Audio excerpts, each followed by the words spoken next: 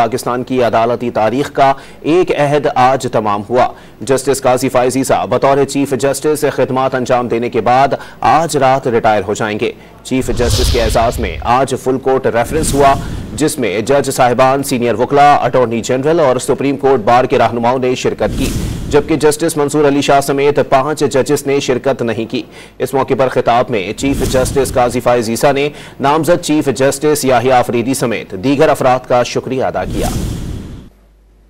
आप सबका शुक्रिया अदा करना चाहता हूँ कि आप आए इस तकरीब में। फिर मैं बिलखसूस chief justice designate justice Yahya Afridi साहब का शुक्रिया अदा करना चाहता हूँ।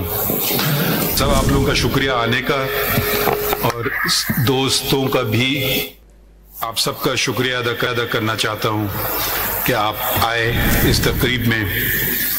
फिर मैं बिलखसूस chief justice designate justice Yahya Afridi साहब का शुक्रिया अदा करना चाहता हूँ।